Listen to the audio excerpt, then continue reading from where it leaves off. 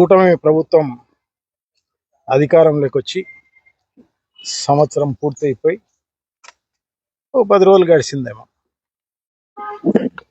ఈ కాలం అంతా కూడా ఈ రాష్ట్రానికి చేసిన మేలు లేదు, ప్రజలకు చేసిన మేలు అంతకన్నా లేదు. మేనిఫెస్టోలో చెప్పినట్టు ఒక్కటి అమలు చేసింది లేదు. వాళ్ళల్లా చేసిందల్లా వైఎస్ఆర్ కాంగ్రెస్ పార్టీ నాయకులను హింస చేయడము, వాళ్ళందరినీ కూడా నాయకులను, కార్యకర్తలను, సోషల్ మీడియా వాళ్ళపైన దొంగ కేసులు పెట్టే కార్యక్రమము. అసలు ఇన్సిడెంటే ఉండదు, దానిపైన ఏంటేంటో కేసులు పెట్టేసేసి ఎస్సీ ఎస్టీ కేసులుంట, 307 కేసులుంట.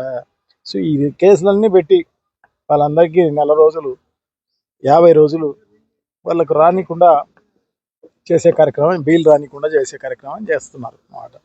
అదే పనిగా మరి ఏం బాపుకుందాం అనుకుంటున్నారో, లేకుంటే ఇది పర్మనెంట్ అనుకుంటున్నారో, లేకుంటే ఏమో తెలియదు. కానీ మొత్తం పైన ఇదంతా టెంపరీ. వాళ్ళు కూడా టెంపరీనే. ఖచ్చితంగా మళ్ళీ రాత్రి వస్తుంది, పగులు వస్తుంది అన్నట్టే ఖచ్చితంగా వైఎస్ఆర్ కాంగ్రెస్ పార్టీ వస్తుంది.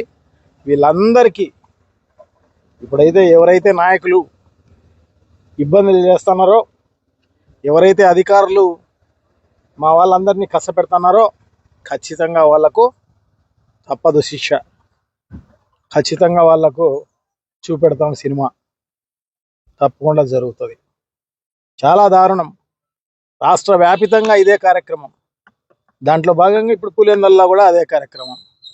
చిన్న simple issue, YS Rajasekhara Reddy గారి విగ్రహాలకు ఈ తోరణాలు, పచ్చ తోరణాలు మహానాడు అని చెప్పేసి అదేదో కడపలో జరుగుతూ ఉంటే దానికి సంబంధించిన తోరణాలు కట్టడం జరిగింది.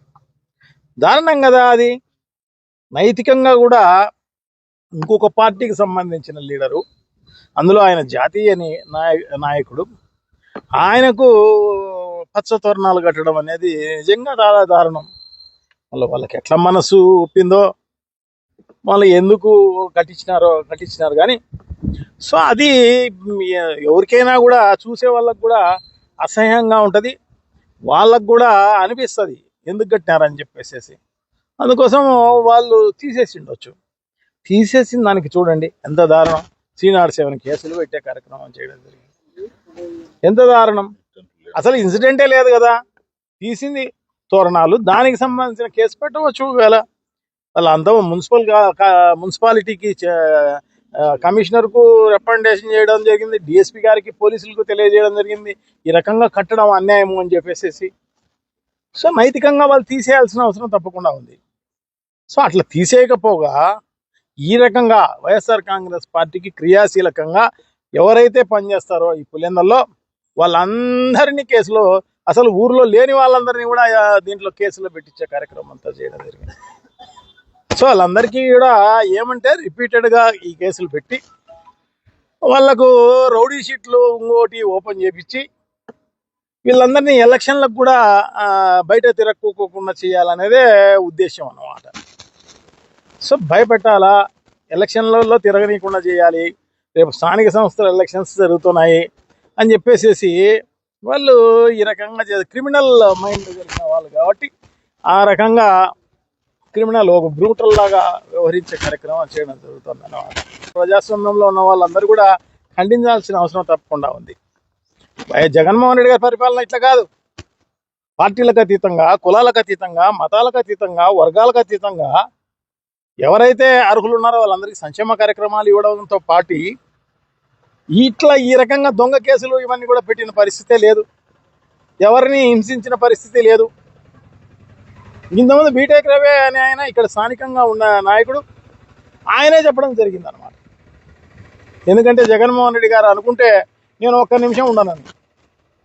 గతంలో ఆ వీడియో కూడా వైరల్ అయింది. జేసీ ప్రభాకర్ రెడ్డి గారు, జగన్మోహన్ రెడ్డి గారు ముఖ్యమంత్రిగా ఉన్నారు కాబట్టే నేను మున్సిపల్ చైర్మన్ అయినాను, ఎందుకంటే ఒకటే ఓటు తేడా ఉంది కాబట్టి వాళ్ళను, ఎందుకంటే మొత్తం ఆంధ్ర రాష్ట్రంలో అన్ని మున్సిపాలిటీలు వైఎస్ఆర్ కాంగ్రెస్ పార్టీ కైవసం చేసుకుంది. సో దీన్ని కూడా కైవసం చేసుకోవాలంటే ఒకటే ఒక సెకండ్ చాలు. అని ప్రజాస్వామ్యయుతంగా వాళ్ళు గెలిచినారు ఒక సీటుతో అయినా, సో వాళ్ళకి ఇచ్చేద్దామన్న ఉద్దేశంతో జగన్మోహన్ రెడ్డి గారు కలగజేసుకోలేదు. కానీ కలగజేసుకొని ఉంటే వీళ్ళలాగా జేసీ ప్రభాకర్ రెడ్డి గారు నేను కాలేను అని చెప్పేసి ఆయనే సోషల్ మీడియాకు తర్వాత పేపర్కు ఇవ్వడం జరిగింది, ప్రెస్ కన్నా. సో అంత పారదర్శకంగా జగన్మోహన్ రెడ్డి గారి పరిపాలన సాగితే ఈ సంవత్సరంలోనే చంద్రబాబు నాయుడు గారి పరిపాలన ఈ రకంగా సాగుతోందంటే నిజంగా కూడా ప్రజాస్వామ్యం అపహాస్యం చేసినట్టు ఉంది అన్నమాట. సో రాష్ట్రం కాదు, దేశంలో అందరూ కూడా ప్రజలు చూస్తూనే ఉన్నారన్నమాట ఏం చేస్తున్నారని. గతంలో కూడా చంద్రబాబు నాయుడు గారు 3 సార్లు ముఖ్యమంత్రి అయినాడు, అప్పుడు కూడా ఇంత హరాస్మెంట్ లేదు.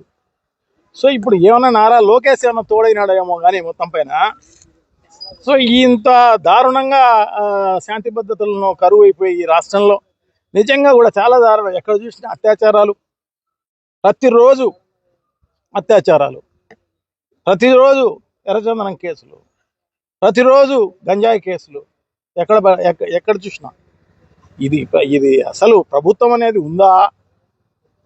విచ్చలవిడితనం.